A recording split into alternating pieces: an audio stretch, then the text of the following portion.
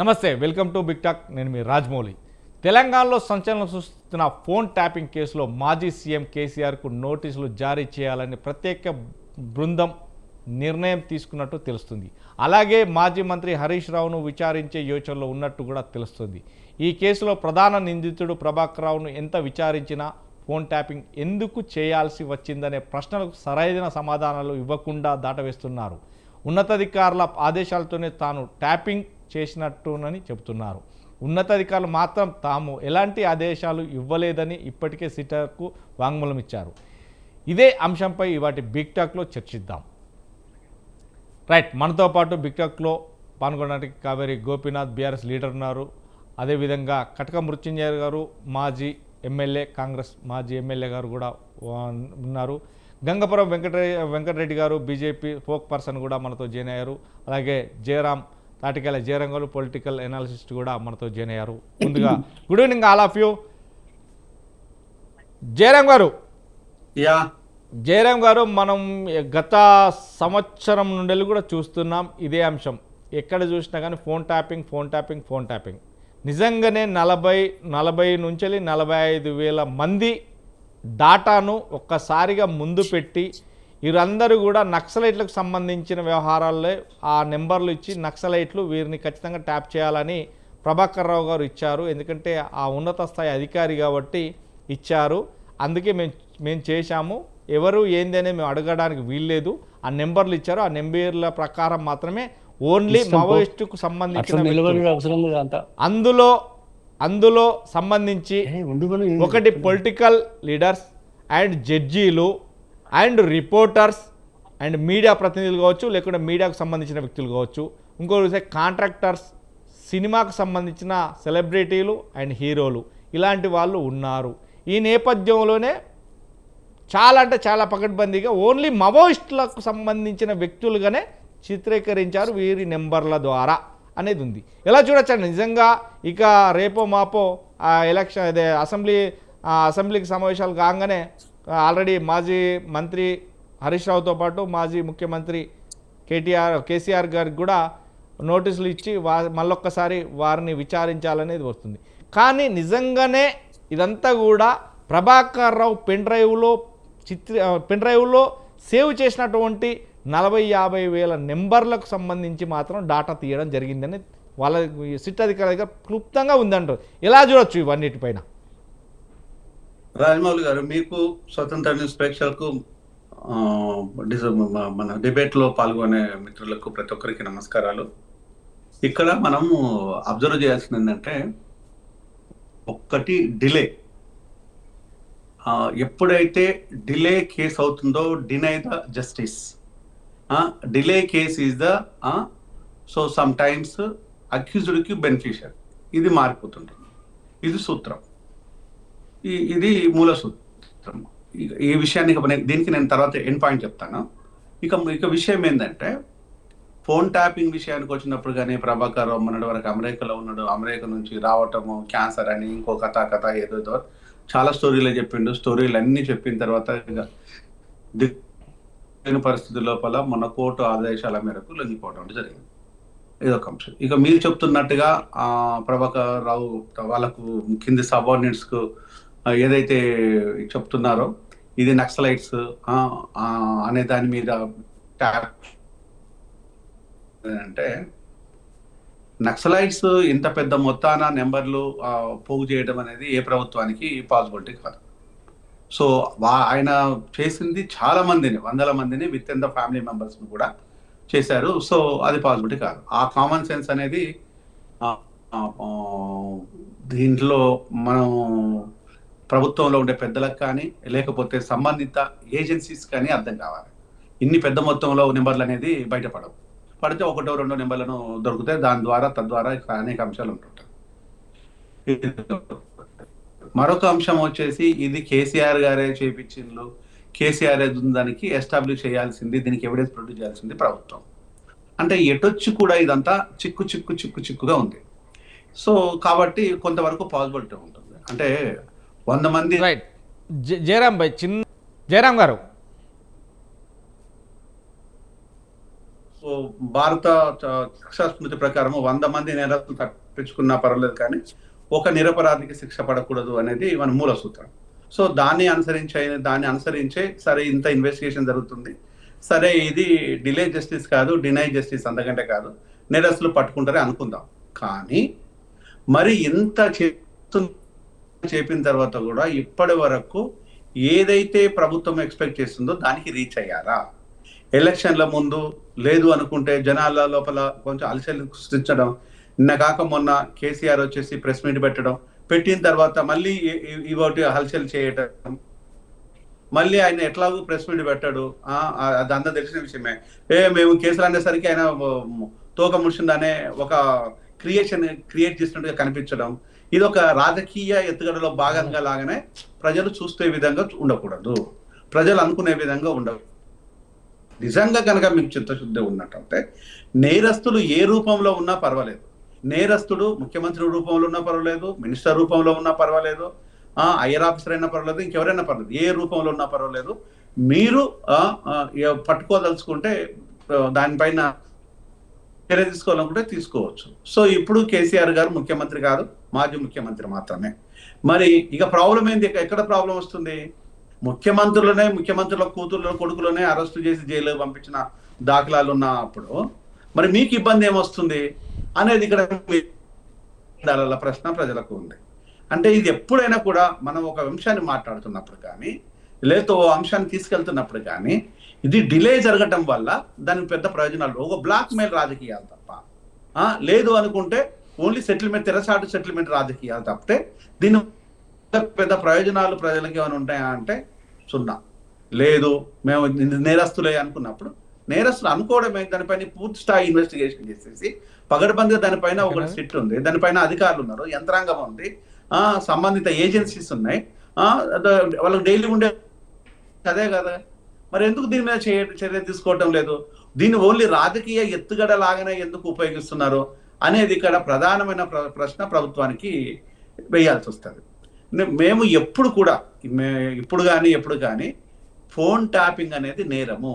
వ్యక్తిగత అంశాల మీద కానీ, వ్యక్తిగత మన అక్కర్ల అవసరతలు కానీ, వ్యక్తిగతంగా వాళ్ళను బ్లాక్మెయిల్ చేయటం కానీ, ఇది ఏ ప్రభుత్వం చేసినా ఏ అధికారి చేసినా తప్పే.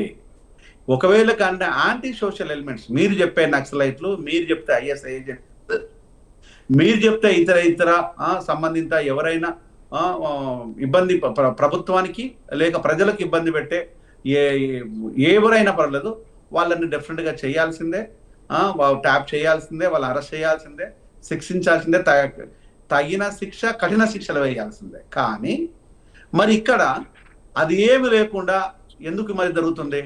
ఫోన్ ట్యాపింగ్ చేయడం తప్పు, ప్రభుత్వానికి మేము చాలా సందర్భంలో చెప్పాము, వాళ్ళని శిక్షించమని చెప్తున్నాము, మరి డిలే ఎక్కడ జరుగుతుంది అంటే ఒక 10 అంశాల ప్రభుత్వం రావడంతోనే ముందు పెట్టేసింది.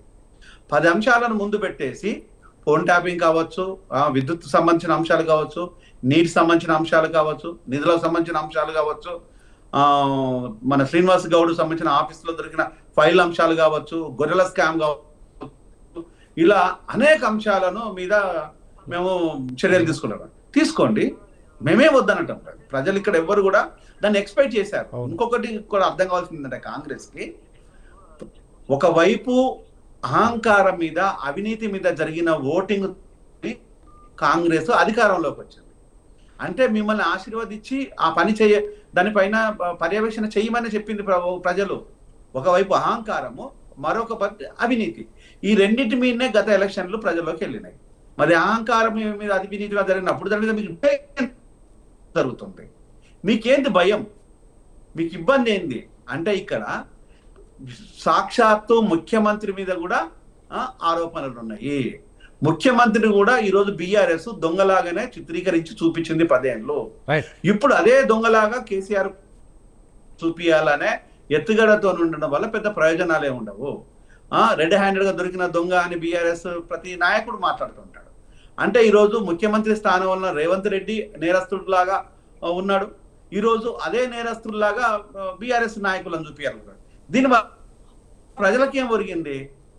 ప్రజలకు పెద్ద ఉపయోగం ఏమున్నది? ఏం లేదు కదా. ప్రజలకు నిజంగా కనుక ప్రజల ఆస్తులను కానీ ప్రజలకు సంబంధించిన ప్రతి అంశాన్ని కానీ ఈరోజు దాన్ని దుర్వినియోగం చేసిన ఎవరినైనా పర్వాలేదు, మీకు శిక్షించే అధికారం మీకు ఉంది. ఆ వైపున అడుగులు వేస్తే బాగుంటుంది అనేది నా సజెషన్. రైట్. గోపి గారు నా వాయిస్ క్లారిటీ ఉందా? Good evening.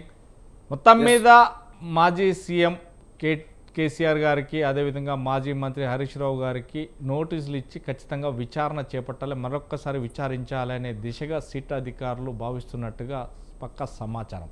ఏదైతే అసెంబ్లీ 29 నుంచి 28-29 నుంచి జరిగేవయ్యే అసెంబ్లీ సమావేశాల తర్వాత వారికి నోటీసులు ఇచ్చి ఖచ్చితంగా తీసుకోవాలి అని. ఎందుకంటే ఈ కేసులో ప్రధాన నిందితుడు ప్రభాకర్ రావు ఎంత విచారించినా కానీ ఫోన్ ట్యాపింగ్ ఎందుకు చేయాల్సి వచ్చిందనే దాని మీద అంశిస్తే పై అధికారులు మాకు చెప్పారు అని. పై అధికారులు ఎవరు అంటే కూడా ఎవరు కానీ ఫోన్ ట్యాపింగ్కు అనుమతి ఇవ్వలేదనేది తెలుస్తుంది.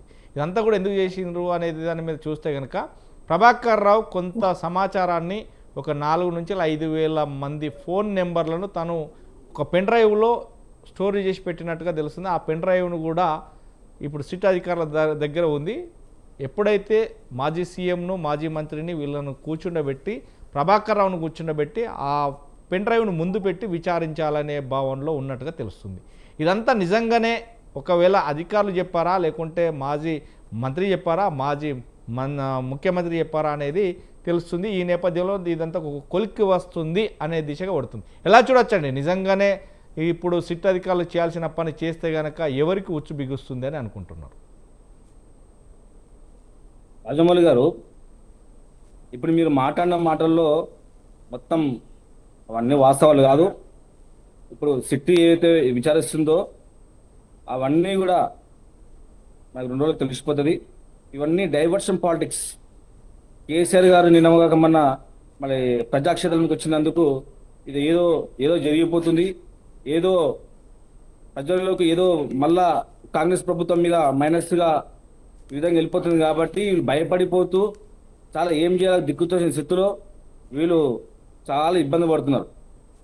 వీళ్ళు పాలమూరు రంగారెడ్డి జిల్లా ఎత్తిపోతల పథకం మీద మరి కేసీఆర్ గారు నల్లగొండ, మహబూబ్నగర్, రంగారెడ్డి జిల్లాలలో భారీ బహిరంగ సభలు పెడుతున్నారు.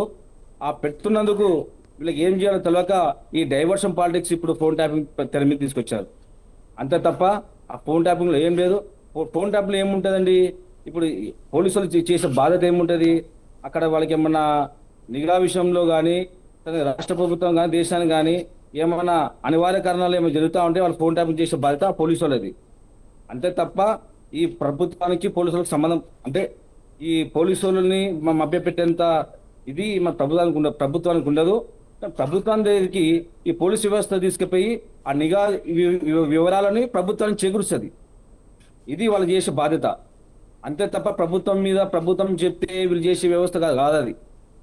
దయచేసి ఇవన్నీ డైవర్షన్ పాలిటిక్స్ వీళ్ళు చేస్తున్నారు. భయపడే ప్రసక్తి లేదు. ఈ 2-3 రోజుల్లో మేము మరో భూకంపం సృష్టిస్తాం. బ్రహ్మాండమైన కార్యాచరణ ఉంటుంది. మేము ఈ నోటీసులు ఇస్తే భయపడి మమ్మల్ని ఇబ్బంది పెట్టాలని చూస్తే అసలు ఇబ్బంది పడాల్సిన అవసరం మాకు లేదు. మేమేందో చూపిస్తాం మీకు 2 రోజుల. రైట్. వెంకరెడ్డి గారు చెప్పండి. వెంకరెడ్డి గారు, మొత్తం మీద తెలంగాణ రాష్ట్రంతో పాటు మిగతా ఫోన్ ట్యాపింగ్ల వ్యవహారం అయితే ఒక కొలిక్కి వస్తుంది. ఈ కొలిక్కి అంతా కూడా చేస్తుంది అనేది తెలుస్తుంది. నిజంగానే ఎవరెవరికి ఎలా ఉచ్చు బిగుస్తుంది, ఎందుకని ఫోన్ ట్యాపింగ్ వ్యవహారం నడిచింది, దీంట్లో బలైన వాళ్ళు ఎవరెవరున్నారు, ఎంతమంది డబ్బులు పొడగొట్టుకున్నారు, ఎంతమంది ఆస్తులు పొడగొట్టుకున్నారు అనేది చెప్తున్నారు. అదేవిధంగా మళ్ళీ నోటీసులు ఇచ్చి వారిని ఒక్కొక్కరిగా పిలుస్తున్నారు. ఈ నేపథ్యంలో ఎలా ఉండబోతుంది అనే ముందట వెంకరెడ్డి గారు చెప్పండి.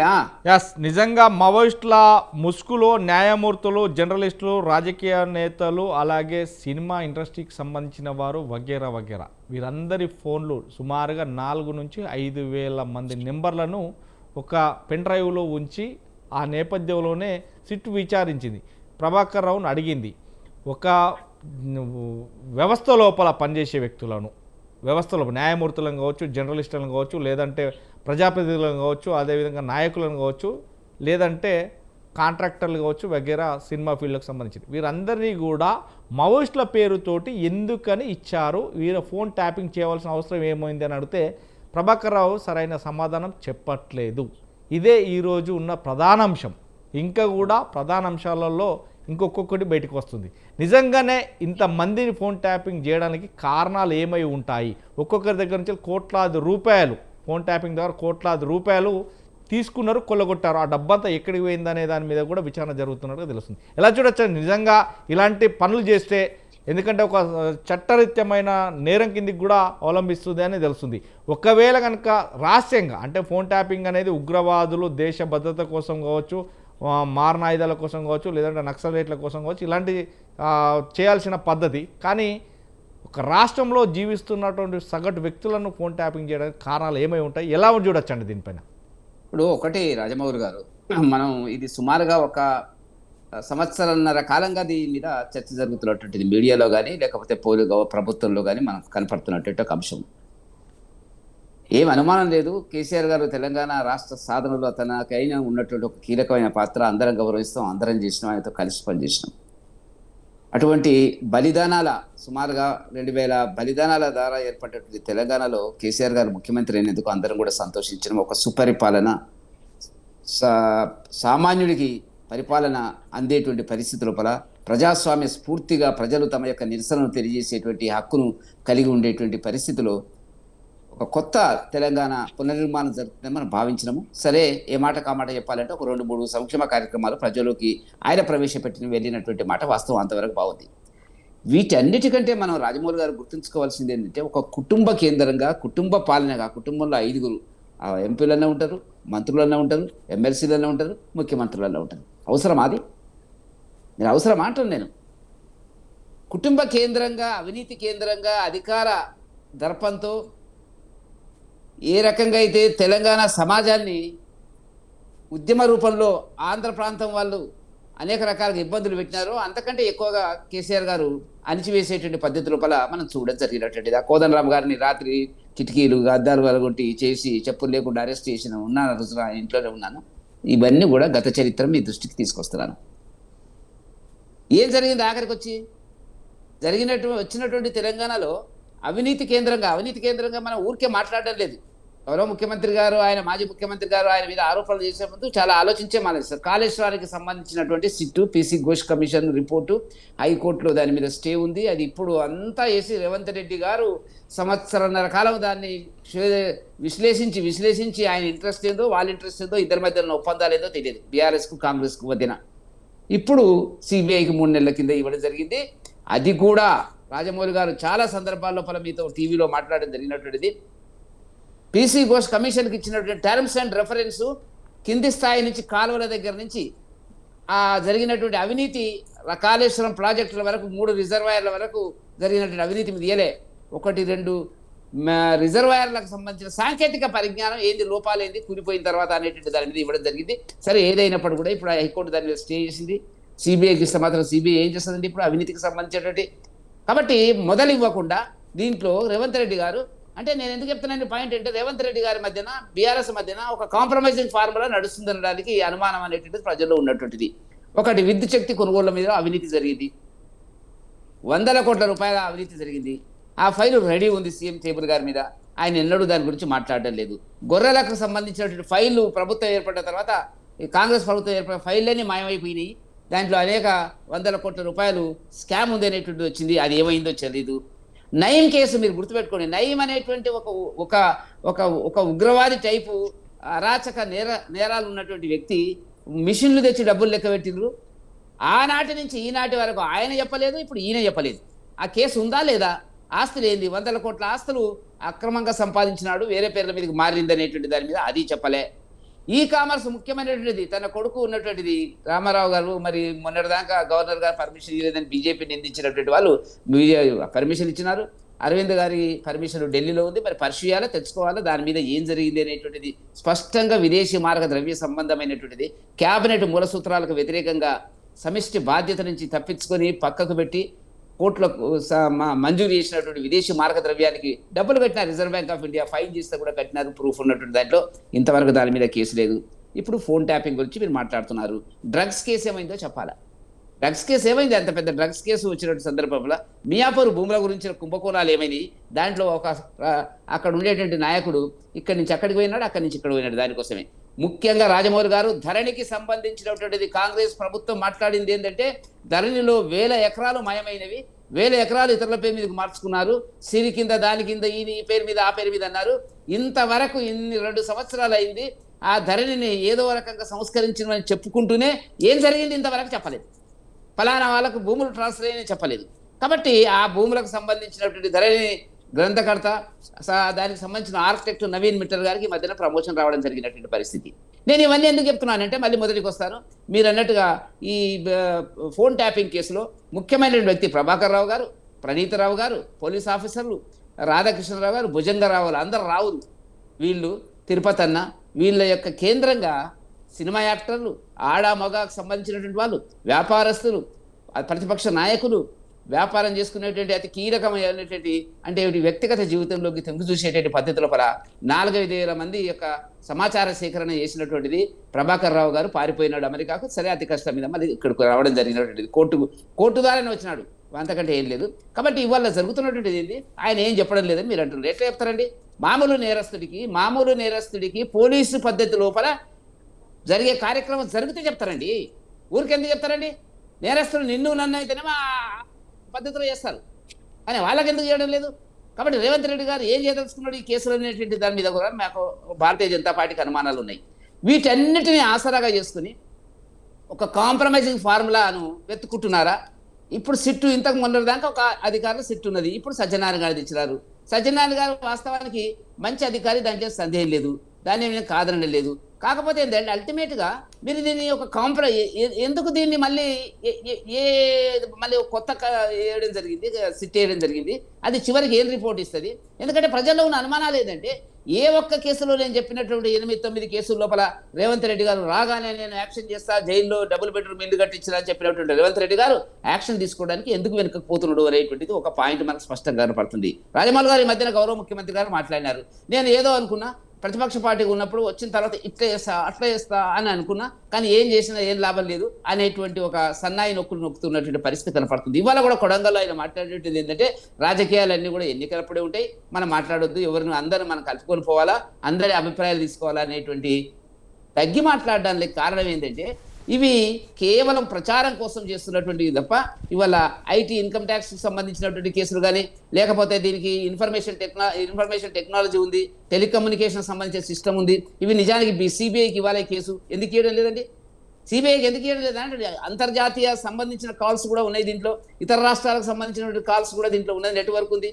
వ్యక్తిగత జీవితంలోకి ప్రవేశించి జరుగుతున్నటువంటి నీకు నాకు జరిగేటువంటి నోట్ల మార్పిడి కానీ, లేకపోతే నేను 5 కోట్లు మీకు ఇస్తున్నాను నాకు వస్తున్నది, ఇవన్నీ కూడా ఎంక్వైరీ చేసి రెడ్ హ్యాండెడ్గా డబ్బులు వసూలు చేసినటువంటి పరిస్థితి కనపడుతున్నటువంటిది. చాలా మంది వ్యాపారస్తులు చెప్తున్నారు. మా కొండ విశ్వేశ్వరరావు గారు డైరెక్ట్ చెప్పినాడు, ఆయన ఏదో ల్యాండ్ అమ్మితే దానికి సంబంధించినటువంటి ఏదో 10-12 కోట్లకు సంబంధించినటువంటి విషయం, ఫలానా దగ్గర మనం డబ్బుకు సంబంధించినటువంటి వ్యవహారం నడుపుదామంటే అక్కడికి కూడా వచ్చినటువంటి పరిస్థితి ఆయన ఓపెన్గా చెప్పినటువంటిది, ఎంక్వైరీకి వెళ్ళినటువంటి. నేను ఎందుకో ఏమంటున్నా అంటే, ఇవి చాలా స్పష్టంగా ఒక వ్యక్తిగత జీవితంలోకి, ప్రజాస్వామ్యంలో ఒక కుటుంబ జీవితంలోకి వెళ్ళి, బెడ్రూమ్లోకి వెళ్ళి సమాచార సేకరణ చేసేటువంటి పద్ధతుల పల ఈ ఫోన్ ట్యాపింగ్ అనేది జరగడం అనేటువంటిది భారత ప్రజాస్వామ్య చరిత్రలో అతి కిరాతకమైనది అని చెప్పక తప్పదు, దారుణమైన అంశం అని చెప్పక తప్పదు. ఏ ప్రభుత్వం కూడా ఇట్లా చేయదు. ఎప్పుడు చేస్తామండి మనం?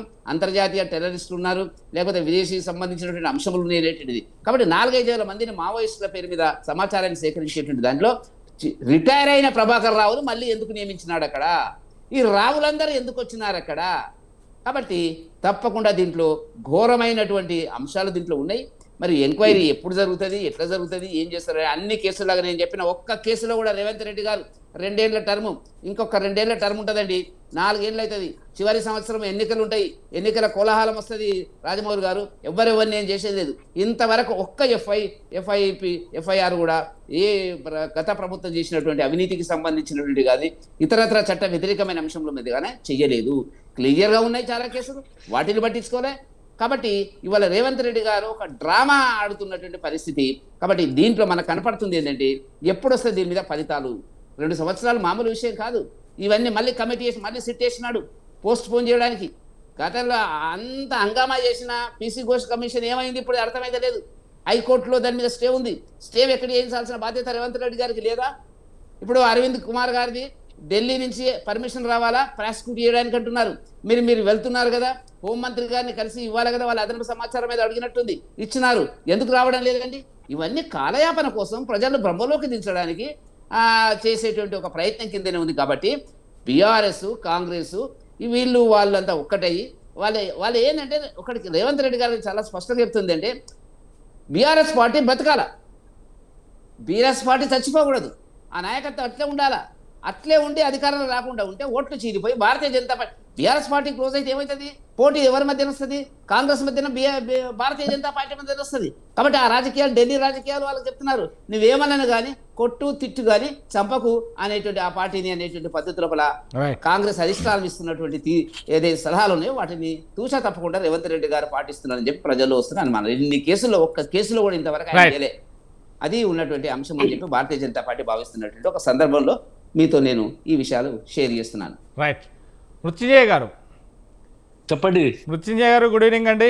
Good evening. Good evening. Telangana రాష్ట్రంలో నిజంగా ఒక రేకెత్తిస్తున్నటువంటి ఫోన్ ట్యాపింగ్ వ్యవహారం, నిజంగా మావోయిస్టులతో సంబంధం లేని వారిని ఫోన్లపై నిఘా ఉంచాల్సిన అవసరం ఏమొచ్చిందని ప్రభాకర్ రావుని అడిగితే, సిట్ అధికారులు ప్రధాన దృష్టి సారించి అడిగితే అవసరం ఏమొచ్చిందని తెలిసిన ద్వారా ఆయన మాట సమాధానం లేదు. ఎందుకంటే జడ్జీలు కావచ్చు, రిపోర్టర్లు కావచ్చు, మీడియా ప్రతినిధులు కావచ్చు, లేదంటే ఒక ఛానల్కు సంబంధించిన సీఈఓలో, ఎండీలో, చైర్మన్లో కావచ్చు, లేదంటే రిపోర్టర్లు కావచ్చు, వీరితో పాటు ఒక పొలిటికల్ అనాలిసిస్ సంబంధించిన కొంతమంది వ్యక్తులు కావచ్చు, అదేవిధంగా కాంట్రాక్టర్లు కావచ్చు, అదేవిధంగా ఎమ్మెల్యేలు, ఎంపీలు, మినిస్టర్స్, మాజీ మినిస్టర్స్ కావచ్చు, లేదంటే ఆ పార్టీలకు సంబంధించిన కొంతమంది కావచ్చు, వీరందరూ సుమారుగా 40,000 మంది నెంబర్లు ఇస్తే 4,000 నుంచి 5,000 మంది నెంబర్లు రోజువారీగా ట్యాపింగ్ చేస్తున్నారు. ఎవరి ఇష్టానుసారంగా వారు చేశారు, కొన్ని కోట్ల రూపాయలు గడించారు. ఈ దగ్గర ఉన్నటువంటి కానిస్టేబుల్తో పాటు ఆ అధికారుల వరకు. నిజంగానే ప్రభాకర్ రావు పదవి విరమణ పొందాడు. పదవి విరమణ పొందిన వ్యక్తిని మళ్ళీ ఆ విధుల్లోకి ఎందుకు తీసుకున్నారు? అక్కడే ఆయన చీఫ్ ఆపరేటింగ్ ఆఫీసర్గా ఎందుకు సిఓఓగా కొనసాగించడానికి కారణం ఏంటి? ఈ బీఆర్ఎస్లో రావుస్ రాజకీయం ఎందుకు నడిచాది అనేది ఇప్పుడు సిట్ అధికారులు దర్యాప్తు చేస్తున్నటువంటి అంశం. దానికి సంబంధించి చాలా వరకు ఇక ఈ 2-3 రోజుల్లో, 4-5 రోజులలోనో మాజీ ముఖ్యమంత్రికి, మాజీ మంత్రివర్యుల వారికి నోటీసులు ఇచ్చి విచారణ ముందు హాజరు కావాలనేది విచారిస్తున్నట్టుగా తెలుస్తుంది. తక్కువ సమాచారం, మనకున్నట్టు సమాచారం. ఇలా చూడొచ్చండి. నిజంగానే ఒకవేళ ఇవన్నీ బయట పడతాయి, ఎందుకంటే సిస్టమ్ అధికారుల దగ్గర పెన్ డ్రైవ్ ఉంది. పెన్ డ్రైవ్లో సుమారు 4,500 నుంచి 5,000 వరకు ఫోన్ నెంబర్లు, ట్యాప్ అయిన ఫోన్ నెంబర్లు ఉన్నాయి. ఇవన్నీ ఎందుకు చేశారు, ఇందులో పలానా వ్యక్తులై, మీడియా కావచ్చు, లేదంటే రిపోర్టర్లే కావచ్చు, లేకుంటే జడ్జీలే కావచ్చు, లేకుంటే లాయర్లే కావచ్చు, లేదంటే పొలిటికల్ అనాలిసిస్ కావచ్చు, వీరందరూ ఎందుకు అని పెట్టారు, వీరికి మావోయిస్టులకు ఏం సంబంధం అని అడిగితే సమాధానం లేదు. ఎలా చూడొచ్చండి మరి? సరే, నాకంటే ముందు మాట్లాడిన మిత్రులందరికీ నమస్కారాలు. మీరు దీని మీద మాట్లాడినరు, తర్వాత ఇప్పుడు జయరామ్ గారు చెప్పినటువంటి విషయాలలో కొన్ని ఇదంతా అసలు ఎందుకు డిలే అవుతుంది, కావాలని డిలే చేస్తుండ్రా, వాళ్ళని ఎందుకు మీరు ఇప్పటిదాకా ఇంకా తాత్సారం చేస్తుండ్రా అని అడిగినట్టు అనిపించింది నాకు. తర్వాత వెంకటరెడ్డి గారు అనేకమైనటువంటి అవినీతి, టీఆర్ఎస్ వాళ్ళు చేసినటువంటి అవినీతి చిట్టాను బయట పెడుతూ వీటన్నిటి మీద ఏం జరుగుతూ ఉన్నది, ఇది కూడా మరి ఎందుకు లేట్ అవుతా ఉన్నది అనేటువంటి విషయం మాట్లాడినట్టే అనిపిస్తూ ఉన్నది. ఇప్పుడు మనం ఒక్కొక్క అంశం గురించి మాట్లాడాలంటే ఒక్కొక్క ఇష్యూ మీద మాట్లాడాలంటే ఇప్పుడు కాళేశ్వరం ఒకటి, మరొకటి, తర్వాత అదేది మన మోటార్ రేస్ సంబంధించింది ఒకటి, ఇట్లా చాలా విషయాల మీద చాలా ఇష్యూస్ ఉన్నాయి. ఇప్పుడు ఇవాళ మాత్రం ఈ టెలిఫోన్కి సంబంధించినటువంటి దానికి పరిమితం అయితే నేను చెప్పదలుచుకున్నది ఏంటంటే, అసలు టెలిఫోన్ ట్యాపింగ్ అనేది ఎంత నేరం అనేది మొదలు చాలా మందికి తెలియవలసిన అవసరం ఉన్నది.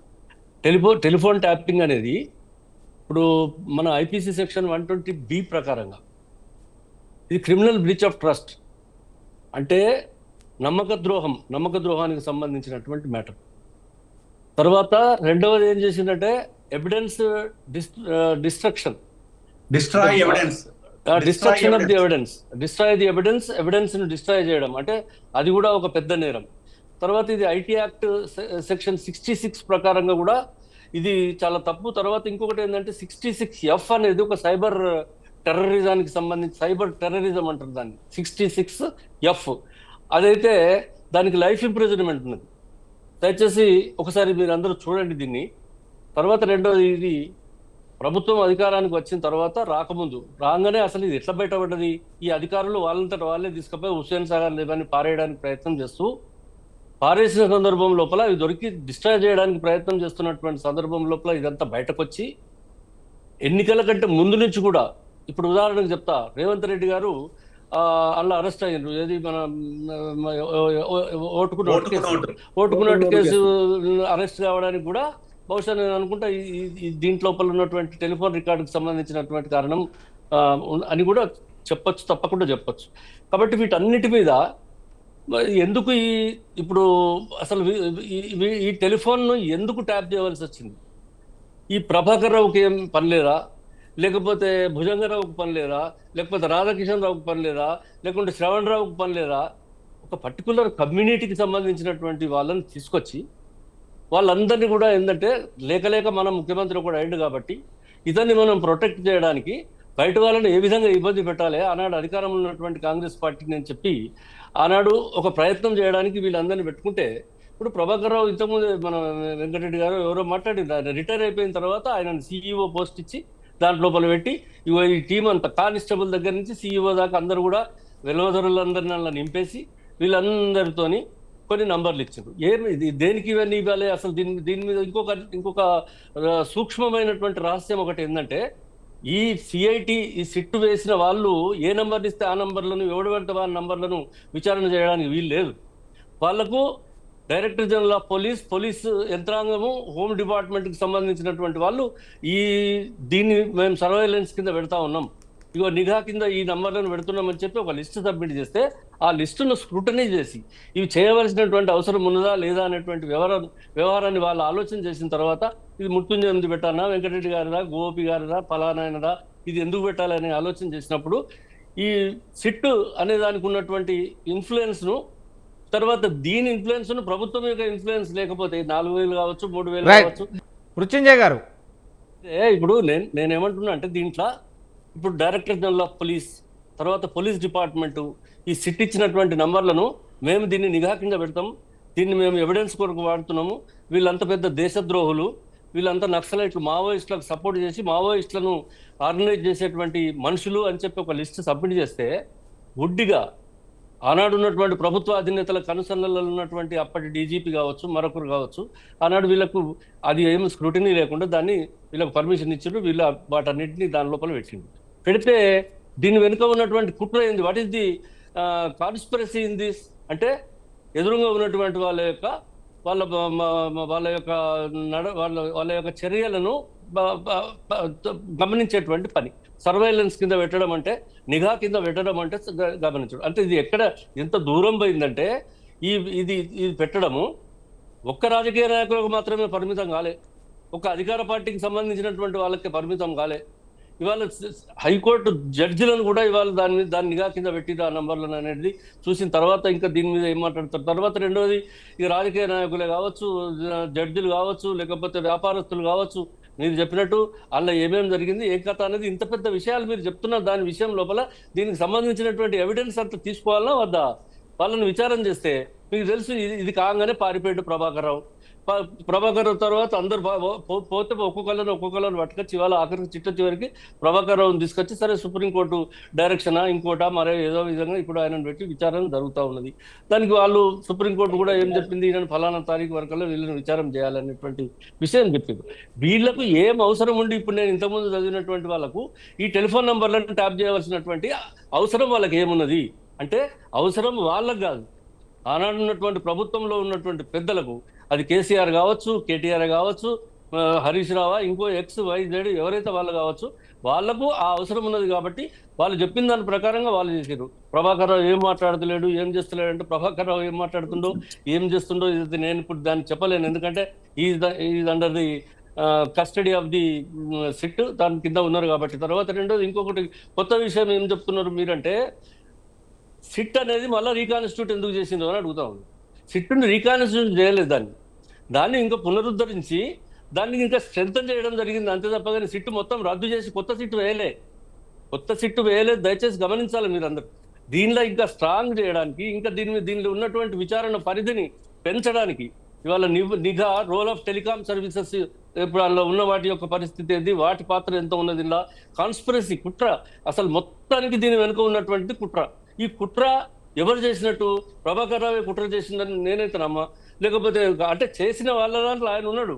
Is an instrument to make the conspiracy. కానీ వాళ్ళను ఆదేశించి చేయడానికి ప్రోత్సహించినటువంటి పెద్ద తలకాయలను బయటకు తీసుకురావడం అనేది ఇలా ప్రభుత్వం ముందున్నటువంటి పెద్ద టాస్క్. మీరు ఇవాళ చెప్తా ఉన్నారు, కొంచెం సందెట్ల సడేమి అంటారు, ఎవ్వని పని వాడు చేసుకుంటే. ఒకటి సినిమా యాక్టర్లను కూడా వాళ్ళ మహిళామణుల వాళ్ళని పాపం సినిమాలు హీరోయిన్లు కూడా ట్యాప్ చేస్తే వాళ్ళ కొంపలు కూడేటువంటి పరిస్థితి వచ్చింది ఈ సినిమా ట్యాపింగ్ లోపల. అంటే ప్రభుత్వం ఒక పని చేస్తుంది, ఇంకో పని చేస్తాడు. ఎవరి ఇంట్రెస్ట్ ఉన్నాడో ఆ ప్రభుత్వంలో వాడు ఆ ఇంట్రెస్ట్ తీసుకున్నాడు. ఇప్పుడు సినిమా యాక్టర్ల మీద ఇంట్రెస్ట్ ఉన్నాడు, సినిమా యాక్టర్ల గురించి వాళ్ళని ట్యాప్ చేయడము, రాత్రి వినడము, పొద్దున్న దాకా ఏం చేసిండ్రు, పగలేం చేసిండ్రని ఆ దిక్కుమాలిన గూఢచర్యం కాదు. కానీ ఈ సినిమా యాక్టర్ల వెనుకబడ్డటువంటి వాడు కూడా కొంతమంది దీంట్లో ఉన్నారు, అవి కూడా బయటపడతా ఉన్నాయి. కాబట్టి ఇవాళ మా ప్రభుత్వం వచ్చిన తర్వాత ఆ డిస్ట్రాయ్ చేసిన వాడిని కొన్ని వెతుకొచ్చారు, అది దొరికినాయి. ఆ దొరికిన తర్వాత అనేక మందిని ఇవాళ విచారణ జరుగుతూ ఉన్నది. విచారణ లోపల భాగంగా దయచేసి మీరు గమనించాలి, మా రాష్ట్ర కాంగ్రెస్ పార్టీ అధ్యక్షుడు మహేష్ కుమార్ గౌడ్ ఆయనను విచారణ ఒక ఎవిడెన్స్ గా తీసుకొని చెప్పి ఆయనను విచారించడం జరిగింది. అదేవిధంగా బండి సంజయ్ కేంద్ర మంత్రి గారిని కూడా నాది కూడా ఫోన్ ట్యాప్ అయిందని ఆయన కూడా చెప్పిండు. ఆయనను కూడా విచారణ లోపల భాగంగా ఆయనను తీసుకోవడం జరిగింది, ఎవిడెన్స్ లోపల ఆయనను కూడా తీసుకోవడం జరిగింది. కనుక ఇక్కడ ఏదో మునిగిపోతుంది, వాళ్ళందరినీ వదిలిపెడుతున్నారు. ఎంతసేపటికి కాంగ్రెస్ టీఆర్ఎస్ ఒకటే, కాంగ్రెస్ టీఆర్ఎస్ ఒకటే పనిచేస్తుందంటే ఇవాళ మరి ఇక్కడ మేము చేసేటువంటి విచారణ కొంచెం సహకరించి మీ దగ్గర ఉన్నటువంటి 8 మంది ఎంపీలను భారతీయ జనతా పార్టీ కనీసం వాళ్ళకు ప్రోత్సహించి పోయి అక్కడ ఢిల్లీలో చెప్పించి, ఇప్పుడు మేము మెడిపల్లి తర్వాత దాని మీద వేసినటువంటి ఎంక్వైరీ సిట్ ఏదైతున్నదో దాని మీద నేను వేలు పెట్టాదిగా. నేను మళ్ళీ మీరు మాట్లాడినట్టే నేను ఎప్పుడు పెట్టలేదు.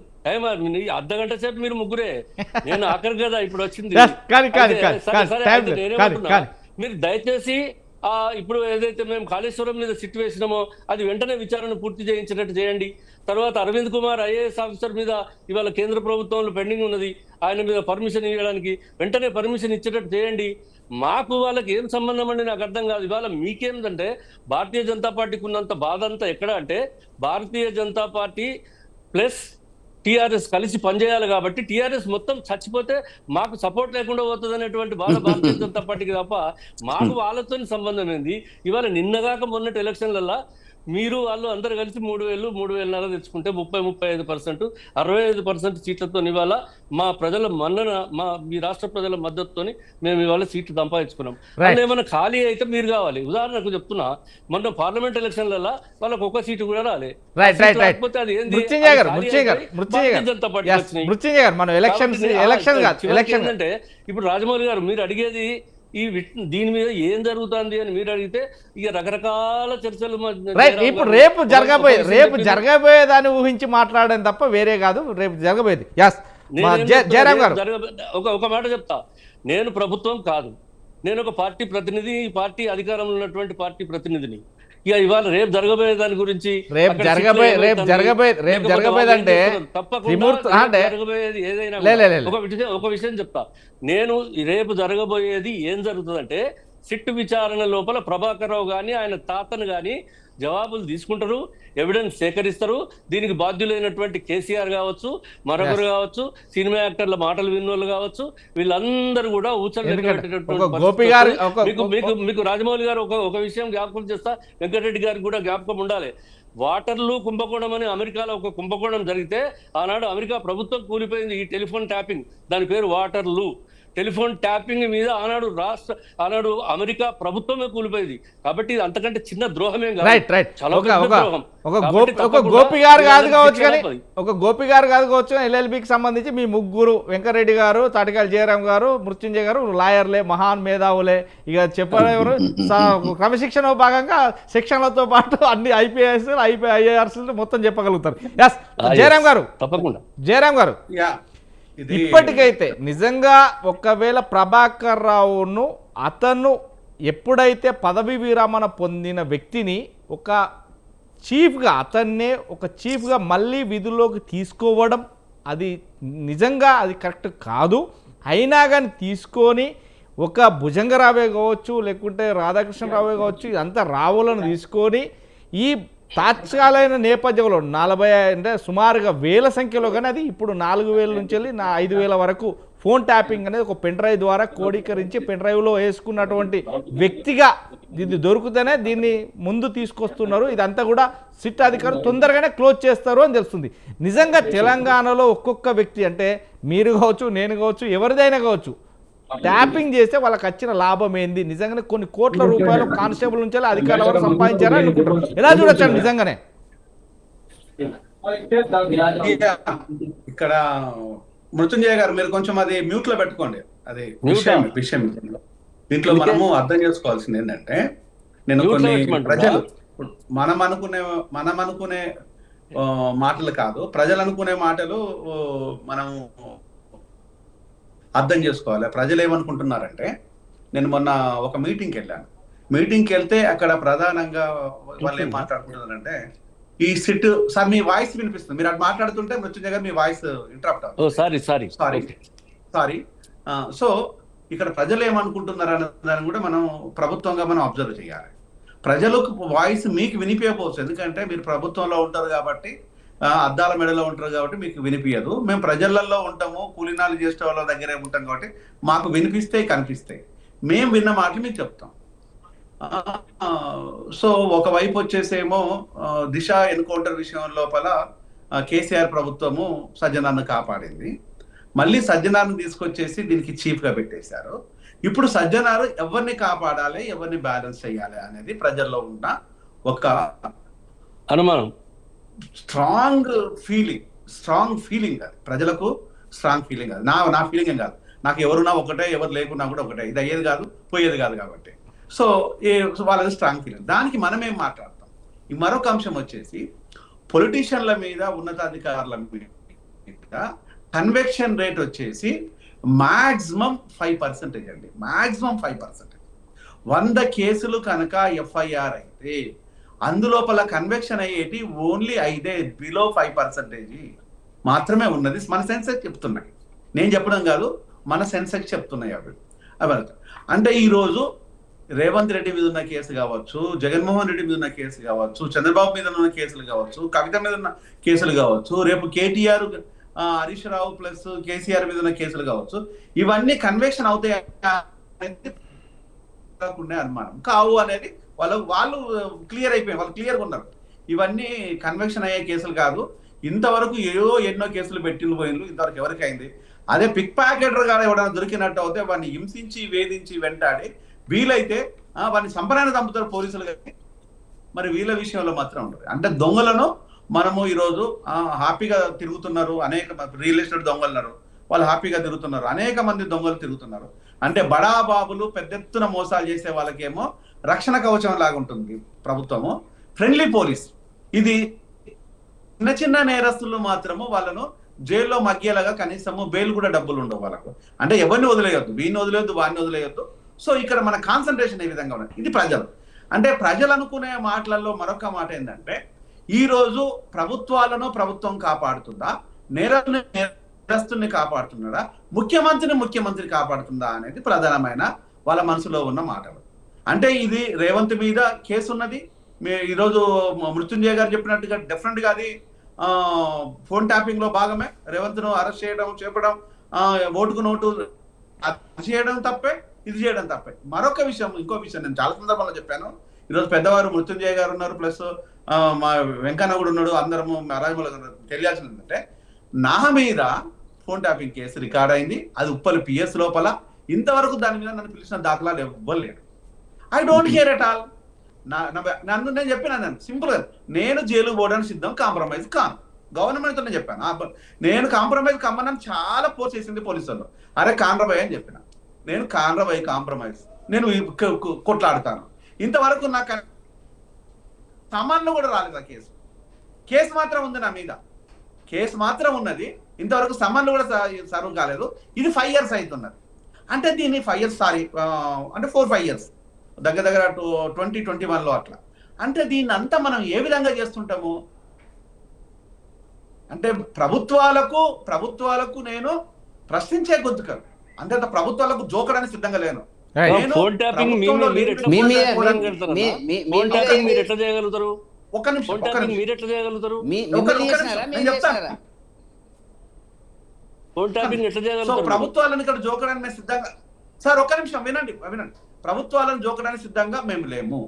ఇక్కడ ఏ ప్రభుత్వం దగ్గర కూడా మేము పోయి కలిసిన దాఖలా లేవు, గత ప్రభుత్వాలు కానీ ఈ ప్రభుత్వం కానీ. ప్రజల విషయానికి వచ్చినప్పుడు డెఫినెట్ గా ప్రశ్నిస్తాము. సజ్జనాన్ని ప్రశ్నిస్తాము, రేవంత్ను ప్రశ్నిస్తాము, కేసీఆర్ని ప్రశ్నిస్తాము, ఇంకెవరైనా ప్రశ్నిస్తాం, మోడీని ప్రశ్నిస్తాం. ఈ ప్రశ్నలు అనేటివి గొంతుకు అనేది చాలా కీలకం కాబట్టి మేము డెఫినెట్ గా ప్రశ్నిస్తాం. ఇప్పుడు నిజంగా కనుక చిత్తశుద్ధి కనుక రేవంత్కు ఉన్నట్టు అవుతే ప్రజలు ఏం కోరుకుంటున్నారు అనే దాన్ని తెలుసుకోవాలి. ఇది సజ్జనాలు ఉన్నట్టు అవుతే సరే, మన అందరూ తెలిసిన విషయమే. ఆ విషయంలో కేసు అయిపోయింది, ఎన్కౌంటర్ విషయంలో కేసు అయిపోయింది, ఇబ్బంది పడ్డారు, పోలీస్ ఆఫీసర్లకు పెద్ద ఎత్తున ఇబ్బంది అయింది. అప్పుడు ప్రభుత్వం కోఆపరేట్ చేసిన విషయం అందరూ తెలిసిన విషయమే. మళ్ళీ ఆయన తీసుకొచ్చి మళ్ళీ కరించిపోయి అథారిటీ ఆఫీసర్ గా పెట్టడం లోపల ఆంతర్యమైంది. నవీన్ మిట్టల్ని అనేక ఆరోపణలు ఉంటాయి, ఆయన ప్రమోషన్ ఇవ్వడంలో ఆంతర్యమైంది. దాంతో పాటు వచ్చేసి కాళేశ్వరం ప్రాజెక్ట్ లో ఉన్న ఇంజనీర్లకు ప్రమోషన్లు ఎట్లా వచ్చేసినాయి. రామకృష్ణ ఈ రోజు ఆర్థిక విధ్వంసం జరిగిందంటే ఒకప్పుడు ఫైనాన్షియల్ సెక్రటరీ రామకృష్ణ, ఇప్పుడు సిఎస్ రామకృష్ణ, అయినా మీరు పక్కన పెట్టుకోవాలో ఆంతర్యమైంది. ఇవన్నీ ప్రశ్నలే, ఇవన్నీ మీరు చేస్తున్న, మీరు ఆరోపణలు చేసిన వాటిని మళ్ళీ మీరు దాన్ని బ్రేక్ చేసి వాళ్ళని మీ పక్కనే ఎందుకు పెట్టుకున్నారు. ఈరోజు రమేష్ రెడ్డి మీద తల వెంట్రుకలు అనే ఆరోపణలు ఉన్నాయి మెడికల్ డిపార్ట్మెంట్ లో డిఎంగా, ఆయన తీసుకొచ్చి విఎస్ వైస్ ఛాన్సలర్, దాన్ని ఏమని చెప్పుకుంటారు అంటే ఎవరి మీద ఆరోపణలు ఉన్నాయో, ఎవరి మీద అవినీతి మరకలు ఉన్నాయో, ఎవరి మీద అనేక రకమైన ఇబ్బందులు ప్రజలు పడ్డారు అనుకుంటారో వాళ్ళని తీసుకొచ్చేసి అత్యున్నతమైన స్థానంలోనే మళ్ళీ మీరే పెడుతున్నారు. ఆరోపణలు చేసింది మీరే, ఆరోపణలను సృష్టించింది మీరే, ఆరోపణలు ప్రజల్లోకి తీసుకెళ్ళింది మీరే, మళ్ళీ ఆ వ్యక్తులను తీసుకొచ్చి మీ పక్కనే ఎందుకు పెట్టుకుంటున్నారు అనేది ఈ రోజు ప్రజలు అడుగుతున్న ప్రశ్న. దానికి ఏదైనా ఆన్సర్ ఉంటే చెప్తాం, మేము వింటాం, ప్రజలు కూడా వింటారు. రైట్, థ్యాంక్ యూ అండి. మొత్తం మీద ఈరోజు బిగ్ టాక్లో పాల్గొన్నటువంటి జయప్రకాష్ గారికి, అదేవిధంగా తాటికొండ జయరాం గారికి, అదేవిధంగా మృత్యుంజయ్ గారికి, వెంకటరెడ్డి గారికి, గోపి గారికి థ్యాంక్ యూ వెరీ మచ్ అండి. మొత్తం మీద ఈరోజు బిగ్ టాక్లో పాల్గొన్న మీ అందరికీ థ్యాంక్ యూ వెరీ మచ్. మొత్తం మీద ఫోన్ ట్యాపింగ్ రగడ ఎక్కడికి పోతుంది, నిజంగానే ఫోన్ ట్యాపింగ్ అవలీలంగా చేసిన వ్యక్తులకు నిజంగానే శిక్ష పడుతుందా అనేది మాత్రం వెయిట్ చేయాల్సిన పరిస్థితి ఏర్పడింది. థ్యాంక్ యూ వెరీ మచ్ అండి. మరో బిగ్ టాక్లో మళ్ళీ కలుద్దాం. చూస్తుండండి స్వతంత్ర టీవీ.